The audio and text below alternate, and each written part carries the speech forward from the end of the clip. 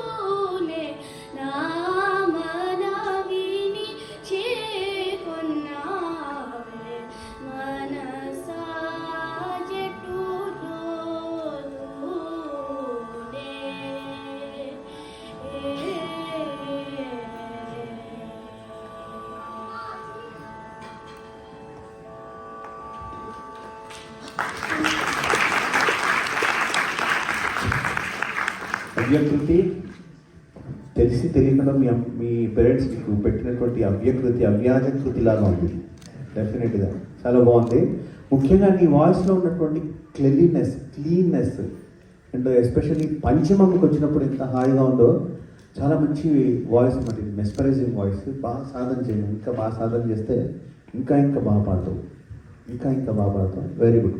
ఇది కొంచెం టెంపో కొంచెం ఫాస్ట్ పాడి ఉండాల్సింది, but anyway extraordinary good. All the best. God bless you.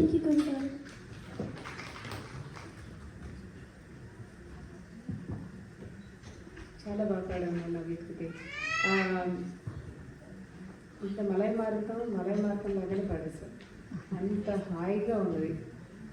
Okay, ఇంత టఫ్ కాంపిటీషన్ ఇస్తే మా జడ్జెస్కి ఎలా పిల్లలందరూ ఇంత బాగా పాడేస్తే ఎవరా అది కష్టమైపోతుంది. హాయిగా పాడేసుకొని మేము మార్కులు వేయడం మర్చిపోతున్నాం. మా ప్రాబ్లం బాగా పాడేస్తుంటే. అన్న నా మనవిని చేయకూడదు, ప్లీజ్ టేక్ ఇట్ అని. నువ్వు ఒక్కసారి అది పాడినా నా మనవి. నా మనవిని నా మనవిని చేకొన్నావే కాకుండా నా మనవిని చేకొనవే. జస్ట్ టేక్ ఇట్ అని నా మనవి, ప్లీజ్ యాక్సెప్ట్ ఇట్ అంటానికి చేకున్నావేట యూ ఆల్రెడీ టుక్ ఇట్ అంటాను జరిగింది. ప్లీజ్ టేక్ ఇట్ అని అడుగుతున్నారు. త్యాగరాజ స్వామి గారు అడుగుతున్నారు. ప్లీజ్ నేనేం అడుగుతున్నానో చూడు, ప్లీజ్ నా మనవిని, నేను చెప్పే మాటని తీసుకో, విను, ప్లీజ్ విను అని. చేయకుండా అక్కడ స్ట్రెస్ చేయకదని.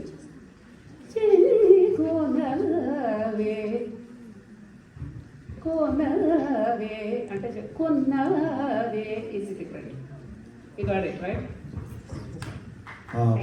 అవ్యకృతి అదే మేడం గారు చెప్పినట్టు ప్రొనౌన్సియేషన్ చూసుకో, జాగ్రత్త ఉచ్చారణ దోషాలు లేకుండా చూసుకుంటూ మెయిన్ ఏంటంటే వాటికి అర్థాలు తెలుసుకుంటే ఇంకా బాగుంటుంది. ఇప్పుడు త్యాగరాజ కీర్తనలో చాలా అర్థాలు అంటే దాని భావం ఆ యొక్క ఏదైతే నువ్వు పాడేటువంటి కీర్తన ఉందో దానికి భావం తెలుసుకుంటే ఇంకా దాంట్లో ఇంకా లీనం కావచ్చు బాగా.